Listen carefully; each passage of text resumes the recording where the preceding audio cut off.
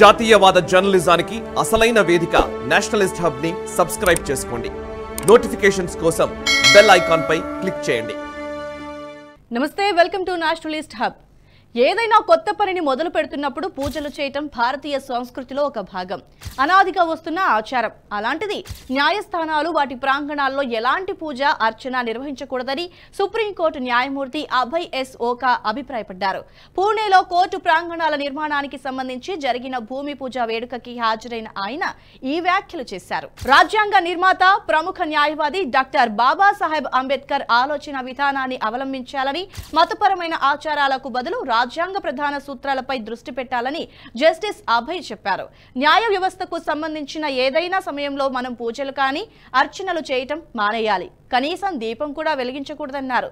వీటికి బదులుగా ఏదైనా కార్యక్రమాన్ని ప్రారంభించాలంటే రాజ్యాంగ ప్రవేశికను ఉంచాలి, దానికి నమస్కరించాలని సూచించారు. మన రాజ్యాంగాన్ని, దాని విలువను గౌరవించాలంటే మనం ఇలా చేసి ఆ తర్వాతనే మన పనిని ప్రారంభించాలి, అంతేకాని పూజలు చేయటం కరెక్ట్ కాదని ఆయన అభిప్రాయపడ్డారు.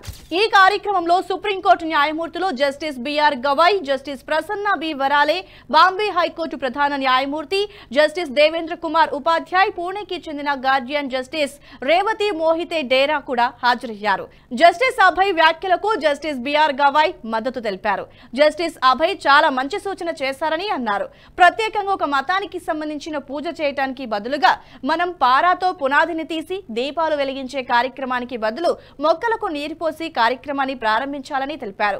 ఇది పర్యావరణ పరంగా సమాజానికి మంచి సందేశాన్ని పంపుతోందని అభిప్రాయాన్ని వ్యక్తం చేశారు జస్టిస్ బిఆర్ గవాయ్. మరోవైపు యతో ధర్మస్థతో జయః అనే నినాదం పైన అభ్యంతరాలు వ్యక్తమవుతున్నాయి. యతో ధర్మస్థతో జయః అన్నది మహాభారతంలోని సంస్కృత శ్లోకం. అంటే ఎక్కడ ధర్మం ఉంటుందో అక్కడ విజయం ఉంటుందన్నది అర్థం. యతో ధర్మస్థతో జయః అనే నినాదాన్ని సుప్రీంకోర్టు నినాదం నుండి విరమించుకోవాలని భారత ప్రధాన న్యాయమూర్తిని కోరుతూ సుప్రీంకోర్టు మాజీ న్యాయమూర్తి కురియన్ జోసెఫ్ ఇటీవలే సరికొత్త వివాదానికి కారణమయ్యారు. లెఫ్ట్ లిబరల్స్ వివాదాస్పద పోర్టల్ ది వైర్ నిర్వహించిన కార్యక్రమంలో మాజీ న్యాయమూర్తి జోసెఫ్ మాట్లాడుతూ సుప్రీంకోర్టులో ఉండే యతో ధర్మస్థతో జయః నినాదం జాతీయ తత్వానికి భిన్నంగా ఉందంటూ వ్యాఖ్యలు చేశారు.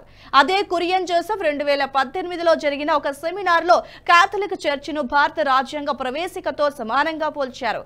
కాథలిక్ చర్చ్ ప్రపంచ నలుమూలల నుండి ప్రజలు తీసుకొచ్చిన అన్ని సాంప్రదాయాలు, సంస్కృతులను తనలో దాచుకుంటుందని ఆకాశానికి ఎత్తేశారు. గత కొద్ది కాలంగా భారత న్యాయ వ్యవస్థ మీద పలువురు వివాదాస్పద వ్యాఖ్యలు చేస్తూ ఉన్నారు.